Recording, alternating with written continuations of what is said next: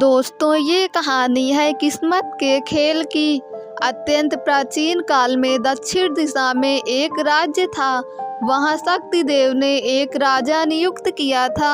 उसका एक ही पुत्र था।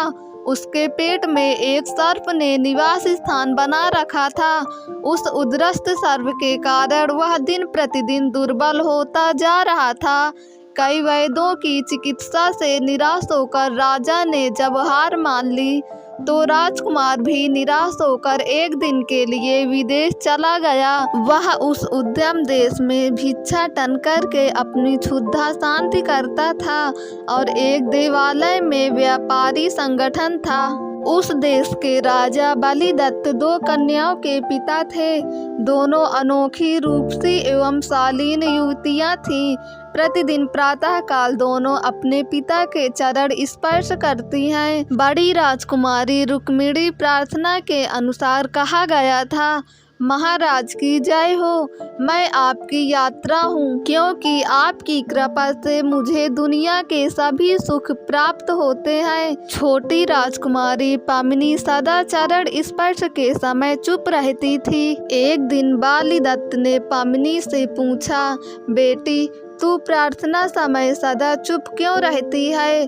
पिताजी, पद्मिनी ने दृष्टि देखते हुए सज्जल भाव में कहा, मैं उस ईश्वर के मन ही मन में हूँ। कृपया आप राजा से संपर्क करें और मैं राजकुमारी, वरना इस दुनिया में हम भी कहीं भी रहकर रहेंगे। यह कथन सुनकर बलिदत्त क्रोध से बोला, यह राज्य हमने ईश्वर की कृपा से नहीं, अपनी योग्यता से प्राप्त किया है। मेरे पुरुषार्थ कार्य में पुनः बनाए रखना, ईश्वर की कृपा नहीं। पिताजी, पुरुषार्थ भी भाग्य के प्रभाव से ही फल देता है और भाग्य का जन्म मनुष्य के अच्छे बुरे कर्मों से होता है। ईश्वर की कृपा ना हो और कर्म फल ना हो तो पुरुषार्थ भी निष्फल हो जाता है।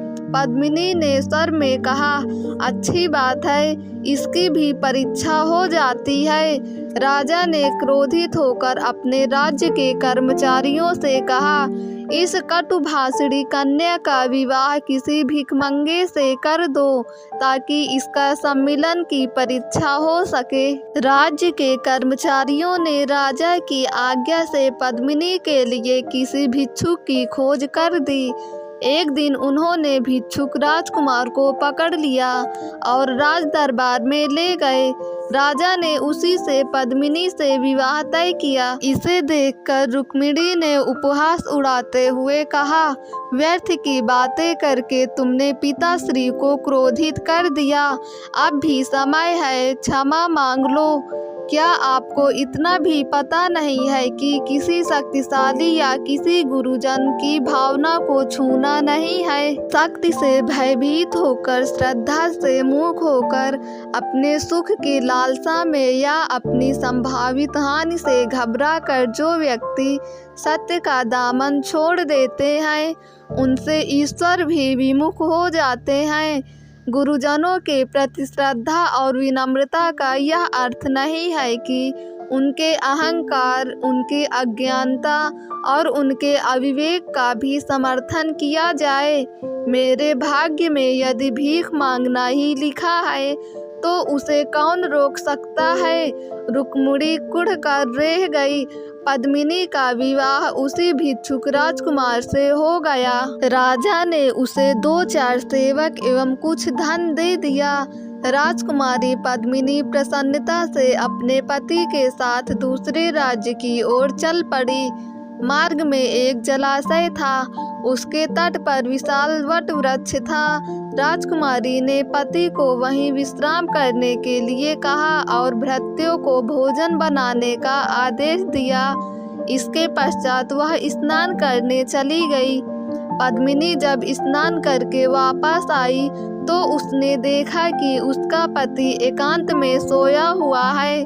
भृत्य कुछ दूरी पर भोजन बना रहे हैं। राजकुमार के मुख से एक सर्प अपना फन बाहर निकाले ताजी हवा का आनंद ले रहा था। समीप ही एक बिल से भी एक भयानक सर्प फन बाहर निकाले घूम रहा था। दोनों क्रोधित भाव से एक दूसरे को देखते हुए बहस कर रहे थे। बिल वाले सर्प ने कहा, अरे दुष्ट, तू इस सुकुमार सुंदर राजकुमार का जीवन क्यों नष्ट कर रहा है?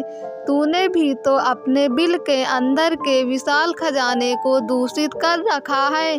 तुझे तो मैंने कुछ नहीं कहा।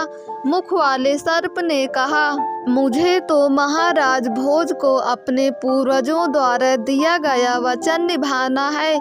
इस खजाने की रक्षा मेरा कर्तव्य है। तू क्या रक्षा करेगा? कोई व्यक्ति तेरे बिल में मात्र 2 बाल्टी गर्म खौलता हुआ पानी डाल दे तो तू मर जाएगा और खजाना भी उसका हो जाएगा। कोई इस रहस्य को नहीं जानता, इसलिए तू अब तक जीवित है। तू भी तो इसी कारण जीवित है मूर्ख, कि तेरा रहस्य कोई नहीं जानता। लेकिन जिस दिन किसी को ज्ञात हो गया कि पुरानी कांजी और राई का काढ़ा बनाकर इस राजकुमार को गर्म गर्म पिलाने से तू मर जाएगा, उसी दिन तेरी दुष्टता भी समाप्त हो जाएगी। राजकन्या यह जानकर विस्मित हो उठी कि उसका पति किसी देश का राजकुमार है। उसने एक भृत्य को भेजकर गांव से पुरानी कांजी और राई मंगवाई, फिर उसका काढ़ा बनाकर राजकुमार को पिला दिया। इसके पश्चात उसने बड़े टोकने में पानी खौलाकर उस बिल में डाल दिया। दोनों सर्प तड़पते हुए बाहर निकले और मर गए।